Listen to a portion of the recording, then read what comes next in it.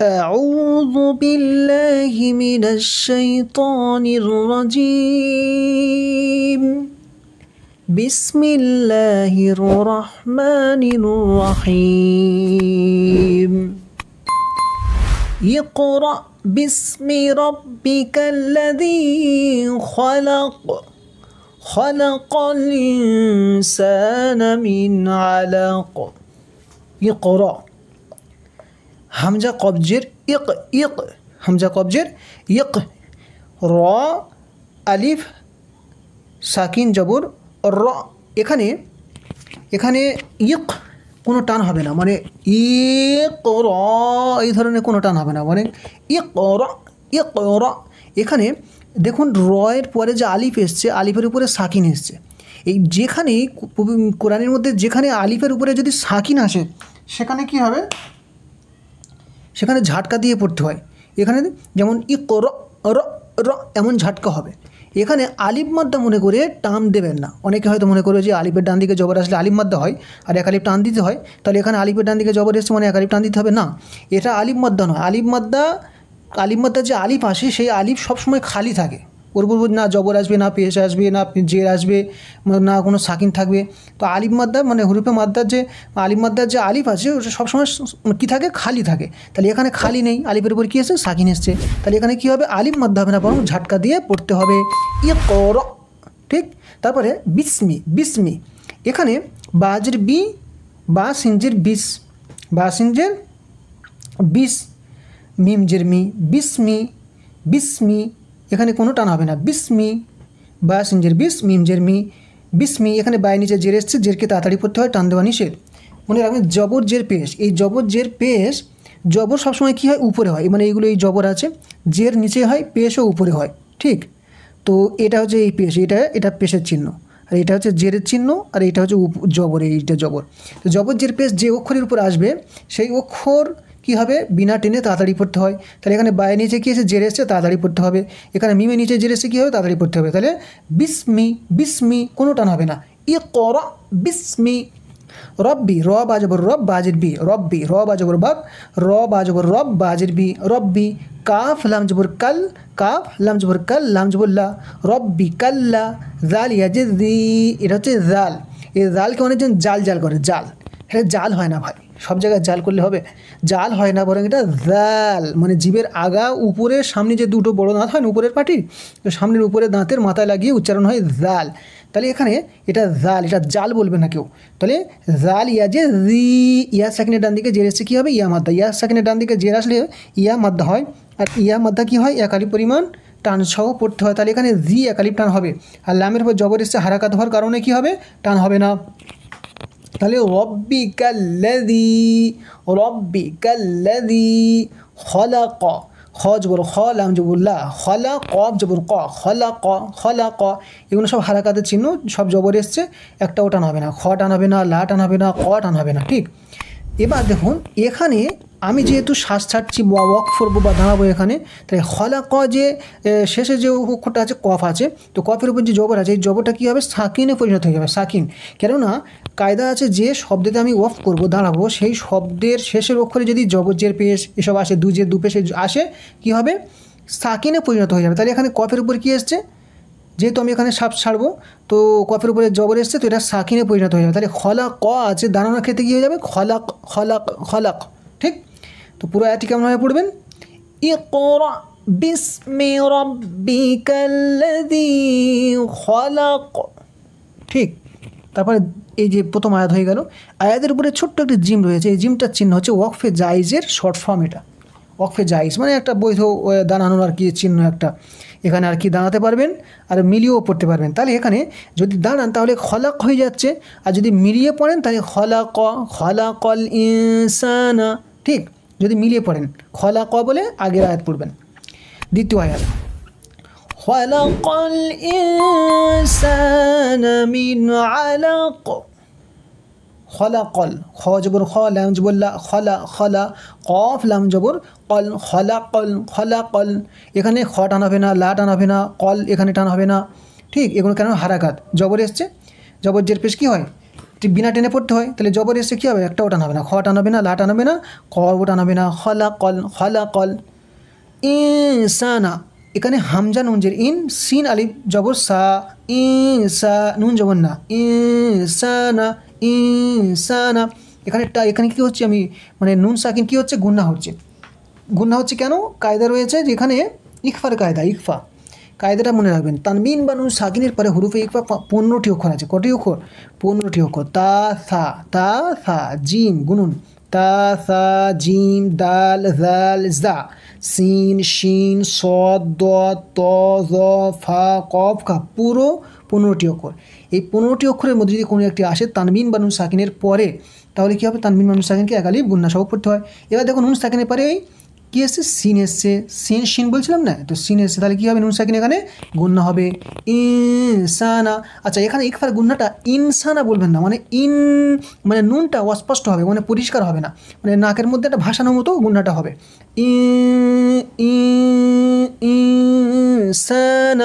ইনসানা বলবেন না, মানে এখানে পরিষ্কার হবে না, মানে অস্পষ্ট হবে নুনটা।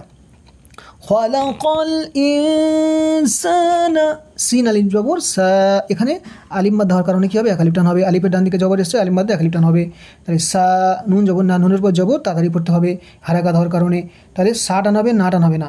ইনসানা মিন আলাক, মিম নুনজের মিন, আইন জবর আ, লাম জবর লা, আলা কব দুজের কিন, আলাকিন, মিন আলাকিন আছে। এখানে নুন সাকিনের পরে দেখুন আইন এসছে, এখানে নুন সাকিন কিন্তু গুন্না হচ্ছে না, কারণ এখানে কায়দা হচ্ছে তানবিন বা নুন সাকিনের পরে যদি হুরুফে হালকি 6টি অক্ষর, এর আগে কী ছিল, নুন সাকিনের এখানে 15টি অক্ষর বলেছেন, ওটা আলাদা কায়দা, ওটা হচ্ছে ইকফাই হাকিকির কায়দা, আর এটা হচ্ছে হুরুফে হালকির কায়দা। মানে তানবিন বা নুন সাকিনের পরে হুরুফে হালকি 6টি অক্ষর, হামজা হা, আইন হা, বড় হা, গইন খ, এই 6টির মধ্যে যদি কোনো একটি আসে তানবিন বা নুন সাকিনের পরে, তো ওই তানবিন বা নুন সাকিন কী হয় না, গুন্না হয় না, মানে নুন সাকিনও গুন্না হবে না, বা তানবিন আসলেও গুন্না হবে না। তো এখানে তানবিন বা নুন সাকিনের পরে হুরুফে ইকফার 15টি অক্ষরের মধ্যে আসলে কী হবে, তানবিন বা নুন সাকিন গুন্না হবে। আর এই নুন সাকিনের পরে এই আইন এসছে, মানে এটা হুরুফে হালকি 6টি অক্ষরের মধ্যে এই আইন এসছে, তো মানে হুরুফে হালকিতে কী হয় না, গুন্না হয় না, আর ইকফাতে গুন্না হয়। তো এটা ইকফা হওয়ার কারণে গুন্না হচ্ছে, আর এটা হুরুফে হালকি বা ইজহারের কায়দা হওয়ার কারণে কী হয় না, এখানে নুনটা গুন্না হচ্ছে না। তো নুন সাকিনের পরে কী এসছে, আইন এসছে, ওই 6টি অক্ষরের মধ্যে হামজা হা, আইন হা, গইন খ, ওই জন্য এখানে কী হচ্ছে না, নুন সাকিন গুন্না হচ্ছে না, ঠিক। তারপর আইন জবর আ, লাম জবর লা, আলা কব দুজের কিন, আলা কিন রয়েছে। ওই যে বললাম যে শব্দতে আমি শ্বাস ছাড়বো, সেই শব্দের শেষের অক্ষর যদি জবর জের পেশ দুজের দু পেশ হয়, কী হবে, সাকিনে পরিণত হয়ে যায়। তাহলে এখানে কী এসছে, কফের নিচে দুজের এসছে, তাহলে এখানে কী হয়ে যাবে, কফ সাকিনে পরিণত হয়ে যাবে, ঠিক। খলাকাল ইনসানা মিন আলাক, ঠিক। তারপরে এটা দ্বিতীয় আয়াত পুরো হয়ে গেল। তো দ্বিতীয় আয়াতের উপরে দেখুন ছোট্ট একটা জিম এসছে, এই আগের মতো ওয়াকফে যায় এসে শর্ট ফর্ম, এটা একটা বৈধ আর কি দাঁড়ানোর চিহ্ন আর কি, এখানে দাঁড়াতে পারবেন, মিলিয়েও পড়তে পারবেন। তাহলে দাঁড়ানোর ক্ষেত্রে কী হচ্ছে, আলাক হয়ে যাচ্ছে আলাক, আর যদি মিলিয়ে পড়েন তাহলে আলাকিন ইকরা, আলাকিন ইকরা, তখন আলাকিন হয়ে যাবে। এখানে তানবিন, মানে তানবিনের পরে তখন হামজা হয়ে যাবে, তো এখানে কোনো গুন্না হবে না, মানে আলাকিন ইকরা এই ধরনের কিছু হবে না, বরং আলাকিন ইকরা। এবার দেখুন হামজা কবজের ইক র, আলিফের উপরে সাকিন, র আলিফ সাকিন জবর র, তো এখানে ইক ওই আগের মতো ইকরা, ঠিক। এখানে ঝটকা হবে, র ঝটকা হবে আগের মতো। অরব্বুকাল আকরাম, এখানে ও জবর ও, র বা জবর রব, অরব বা পেশবু, অরব্বু, কাব লাম জবর কাল, অরব্বুকাল, ও টানাবে না, র টানাবে না, বু টানাবে না, কাল টানাবে না, কারণ এগুলো সব হারাকাত, জবর এসছে, পেশ এসছে। আচ্ছা, অরব্বুকাল আকরাম, হামজা কাব জবর আক, র জবর র, মিম পেশ মু, আকরমু। ওরব্বুকাল আকরমু আছে, যেহেতু আমি এখানে শ্বাস ছাড়বো ওই জন্য কী হয়ে যাবে, শেষের অক্ষরটা সাকিনে পরিণত হয়ে যাবে। তাহলে অরব্বুকাল আকরমু আছে, অরব্বুকাল আকরম হয়ে যাবে দাঁড়ানোর ক্ষেত্রে। ইকরা অরব্বুকাল আকরম, ঠিক। এবার দেখুন এটা তো দাঁড়ানোর ক্ষেত্রে হয়ে গেল। যদি আমি আগের হাতের সাথে, মানে 4 নম্বর হাতের সাথে মিলিয়ে পড়ি, তাহলে কী হবে, মানে আকরমুল্লাদি, দেখুন মিমের উপরে কী আছে, পেশ আসছে, তখন এই পেশটা গিয়ে লামে ধরবে, তাহলে আকরমুল্লাদি, তাহলে ওয়ারাব্বুকাল আকরমুল্লাদি আল্লামা বিল কলম। যদি মিলিয়ে পড়ি, আর যদি দাঁড়াতে চাই তাহলে কী হয়ে যাবে, আকরম হয়ে যাবে। এবার দেখুন তৃতীয় নম্বর আয়াতের উপরের এই যে লাম আলিফ আসছে, লাম আলিফ মানে হচ্ছে না, আরবিতে লা বলা হয় না, মানে এখানে ইশারা করছে এখানে থামবে না। কিন্তু এই লাম আলিফ যদি আয়াতের উপরে আসে তো সেখানে থামার অনুমতি আছে, কিন্তু এই লাম আলিফ যদি আয়াতের মিডিলে আসে, মানে এই ধরনের এখান থেকে একটা আয়াত আছে আর আল্লামার পরে যদি লাম আলিফ আসতো তাহলে এখানে কিন্তু থামা অনুচিত, মানে থামা যাবে না। তো আয়াতের মাঝে যদি লাম আলিফ আসে তো সেই ক্ষেত্রে থামা যাবে না, আর আয়াতের উপরে যদি লাম আলিফ আসে সেখানে থামার অনুমতি আছে, তবে মিলিয়ে পড়াটাই হচ্ছে উত্তম। আল্লাযী আল্লামা বিল কলম, আল্লাযী আলিফ লাম জবর আল্লাম, লাম জবর লা, আল্লাহ জালি আজি আল্লাযী, যেখানে এরকম আল্লাযী দেখবেন, দেখুন আলিফের উপরে কি নেই, কোনো জবর নেই, তাই না, কিছু নেই, কোনো এরাব নেই, মানে জবর জের পেশ কিছু নেই।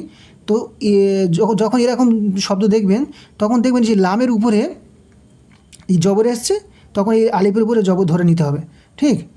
আচ্ছা, তাহলে এখানে কী হবে, আলিফের উপর জবর যদি হয় আলিফ লাম জবর আল, ঠিক, লাম জবরল্লা আল্লাহ, বা হামজা লাম জবর আল, লাম জবরল্লা আল্লাহ, জালিয়া যে দি আল্লাযী, আল্লাযী আল্লামা, আলি আইন লাম জবর আল, লাম জবরল্লা আল্লাহ, মিম জবর মা, আল্লামা, আইন লাম জবর আল, লাম জবরল্লা আল্লাহ, মিম জবর মা, আল্লামা, আল্লামা, এখানে কোনো টান হবে না।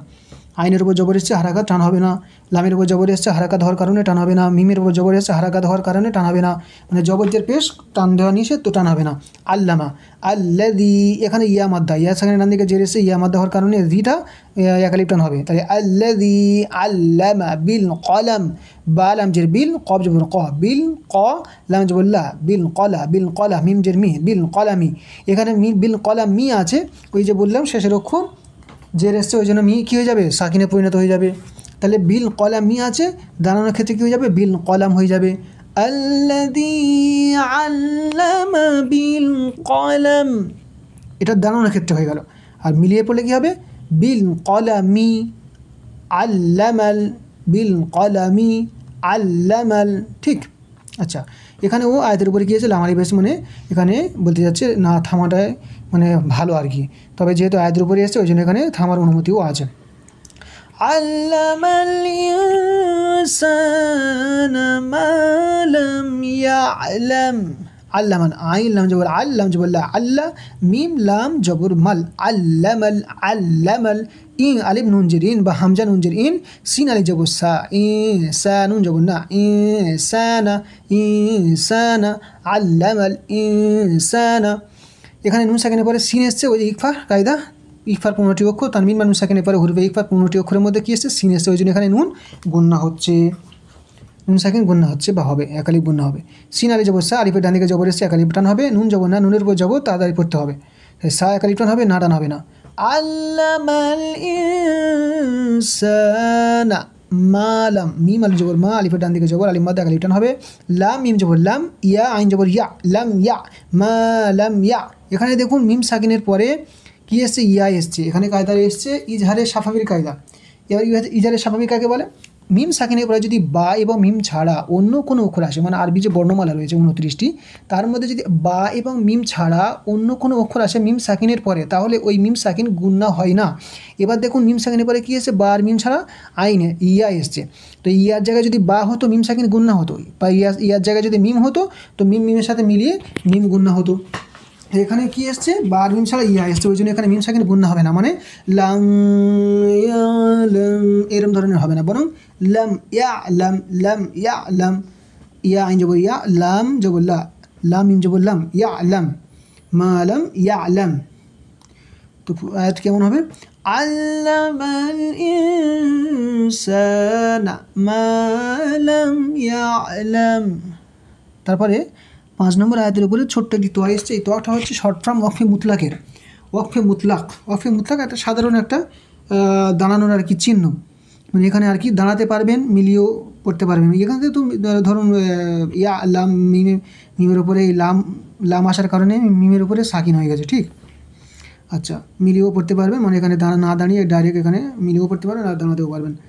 আচ্ছা, কাল্লা ইন্নাল ইনসানা লায়াতগা, কাল্লা, কাফ লাম জবর কাল, লাম আলিফ মাদ জবর লা, কাল্লা, লাম জবর কাল্লা, আলিফ মাদ জবর মা, লা কাল্লা কাল্লা, আলিফ হামজা নুন জের ইন, নুন জবর নুন, লাম জবর নাল, ইন্নাল ইন্নাল ইন্নাল। এখানে নুন গুণা হচ্ছে, নুনের উপরে তাসদিদ এসছে বলে। নুন এবং মিমের উপরে যদি তাসদিদ আসে তো নুন এবং মিমকে অজীব মানে অজীব গুণা হয়ে যায়। তখন নুন এবং মিমের উপরে তাসদিদ আসলে অজীব গুণা হয়, মানে অবশ্যই একালি গুণা করতে হবে। তো ওই জন্য এখানে তাসদিদ আসার কারণে এই যে তাসদিদ এসছে, এই তাসদিদ যে অক্ষরের উপর আসবে সে অক্ষর ডবল করে পড়তে হয়। তো এখানে তাসদিদ আসার কারণে কী হচ্ছে, নুন গুণা হচ্ছে। আচ্ছা, এখানে একটা মাদ, যে মাদের চিহ্ন, এই যে মাদের চিহ্ন, মাদ এসছে মাদ্দে মুনফাসিলের কায়দা। মাদ্দে মুনফাসিল বলা হয় হুরুফে মাদ্দার পরে যদি হামজা অন্য শব্দের প্রথমে আসে, হুরুফে মাদ্দার পরে হামজা অন্য শব্দের প্রথমে আসে তো কী হয়, মাদ্দে মুনফাসিল হয়। তো এখানে দেখুন হুরুফে মাদ্দার মধ্যে কী আছে, আলিফ মাদ্দা এসেছে। হুরুফে মাদ্দা কয়টি, আলিফ মাদ্দা, ইয়া মাদ্দা, ও মাদ্দা। হুরুফে মাদ্দা 3টি, আলিফ মাদ্দা, ইয়া মাদ্দা, ও মাদ্দা।